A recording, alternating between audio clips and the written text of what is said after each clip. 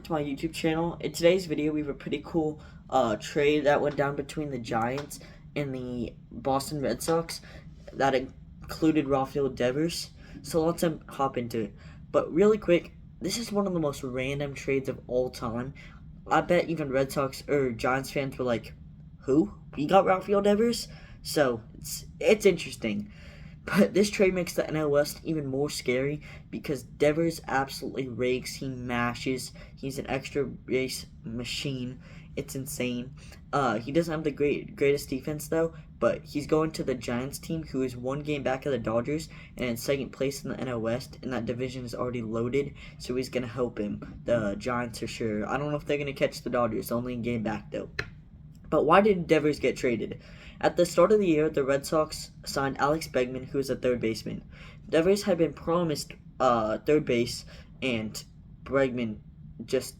Devers is not it at third, honestly. His defense is not great. He has a negative defensive run saved last year, and Bregman had better defense. So what we thought was gonna happen was Bregman was gonna move to was going to go to third and Devers was going to learn like first base, but Devers said, "I was promised for third, I'm not leaving," and it kind of just built tension between the two teams, and I think that's kind of, things got uncomfortable and weird, which is part of the reason he got traded. But what does this mean for the Matt Chapman of the Giants? Matt Chapman, like Bregman, is a great third baseman, has a solid bat, and an even better glove. Devers has a better bat than Chapman, but way worse defense. So again, are the Giants gonna have Devers DH? Are they gonna have him at first? What is the plan with Devers once Chapman gets back? Because Chapman's gonna be back before the All-Star break, and Chapman again is a superstar. I won't say a superstar, but a star with a solid bat and a good glove. So it's gonna be interesting because he's going from a tricky third base issue to another tricky third base issue, but their player's injured for a couple more weeks. But now the other big question is, who is going to play third base for the Boston Red Sox? Bregman is hurt for a couple of weeks. I think he pulled something in his leg. Once he comes back from his position, it's going to be Bregman's position. But who's going to be that fill-in guy? Not an all-star, but a solid player while Bregman is hurt, because they just lost Devers. They have a couple different options, including Abraham Toro and Trevor Story. And I guess if you really needed to, Kristen Campbell could fill in and get some innings at third. But I don't think anyone wants that.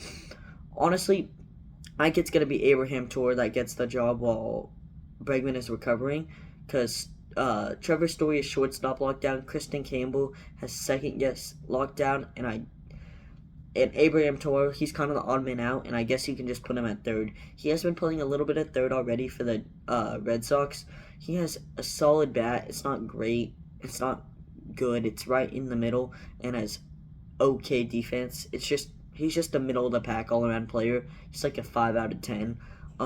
He's a good player, but it's obviously a clear downgrade between a perennial all-star and Rafael Devers with the stick, and a perennial all-star with Bregman on defense and hitting. So, it should be interesting. I think Toro is going to be the guy, but who knows. This trade also comes at a really, really interesting time because the Yankees just got swept by a struggling Boston Red Sox team. I know the Red Sox just swept them, but this year has not been great for Red Sox fans. Everything has gone wrong. There's been injuries, struggles, regression. Just a lot of stuff has happened in Boston. And like I said, they just swept the Yankees, and they just traded him right after that game. But in Devers' last at bat with the Red Sox, he had a home run off the Yankees, which isn't really surprising because Devers has always raked against the Yankees for his career. He would win an MVP each year if he just played against the Yankees. I don't know what it was, but he just raked. And yeah, it just came at a weird time because they just swept the Yankees, their brothers. Devers just hit a homer, and honestly, I think Devers would be a part of the Red Sox for a long, long time going forward if it wasn't that scuffle with the position with signing Bregman. It just sucks because he was there for a while. He meant a lot to that fan base.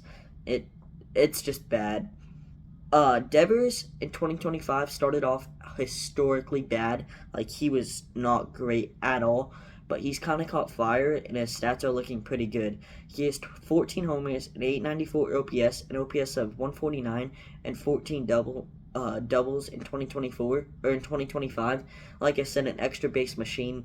He started off really slow, but still has 14 homers and 28 and 14 doubles. That's 28 extra base hits, not including triples. I don't think he had any because he was not fast, but that's a pretty good hitter that can just absolutely rake. And he's great at hitting. He cannot field for his life though.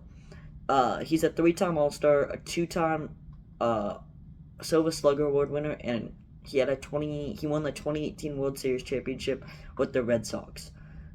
It's just, he meant so much to that franchise. He was one of the fan favorites, and he could just flat out hit a baseball hard and well. So it sucks to see him go, but he's going to a better team, in my opinion, in the Giants. I hate this, though, as a Diamondbacks fan. We're already struggling with all these injuries, and now the Giants improved by getting Rafael Devers, a guy that just crushes baseballs. In return, the Giants got a couple major league talent and a couple prospects. They got Kyle Harrison, Jordan Hicks, James Tibbs, and Jose Bello.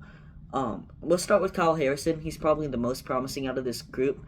He's a promising young lefty, like I said, with the 4.56 ERA and 23.2 innings pitched. He has great stuff. He's just not able to put it together for a full year, or even a little bit of it a full year. But he has shown stretches where he goes like 10 innings of a 1 ERA, and you're like, yeah, that's a guy that has nasty stuff, and it's going to be good. And then he just gets lit up his next couple starts. So he needs that consistency, but if he finds it, he's going to be a great young player. The next guy they got is Jordan Hicks, who, honestly, they moved him from the bullpen to a starter. I don't like that move at all, to be honest. Jordan Hicks should be in the bullpen, but even if you put him as a starter, he's just not. He's right in the middle of the pack, if not below average. He's just okay. You don't love anything besides the fact that Jordan Hicks throws 104 with the weird slider. That's the only thing you like about him, but since they converted him into a starter, it's been mixed results with a 6.47 ERA and 48.2 innings pitched.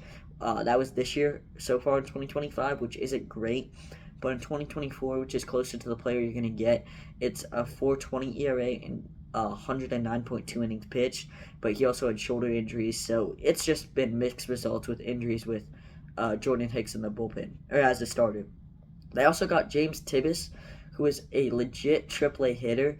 Like every young AAA hitter with raw power, he mashes baseballs but has a ton of strikeout issues. If he brings that strikeout issue down, he could be a legit MLB All-Star at the major league level. Even with that strikeout issue, he has 12 homers, 32 RBIs, and an OPS of 857. Like I said, if he figures out that strikeout issue, he's going to be a stud. And honestly, he just has so much raw power, 12 homers. He can hit baseballs, and when he makes contact, they go far. They also got Jose Bello, who's a really young pitcher. He's in rookie ball, so we don't have much stats on him. And in a small sample size, he's a 2 ERA this year. Honestly, I don't know much about Bello, but he looks to have good stuff, and he just needs to get more time under his belt, and he'll be a great player. The Red Sox got a pretty good haul with 2 major league talented pitchers back and 2 prospects that are going to be good, that I think are going to be good back, but this is not enough for Rafael Devers, a guy that just absolutely crushes baseballs, hard exit belows, they go far, extra base merchant. He's insane. I still just don't feel like it's a good enough return.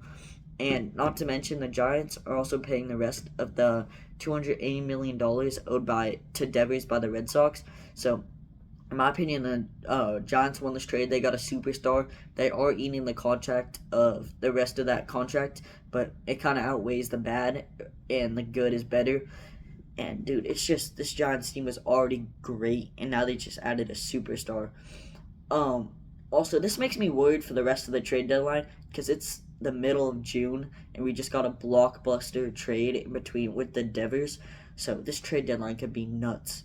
But that's it for today's video. Let me know what you think down in the comments of this Devers trade. And thank you guys for watching. Peace.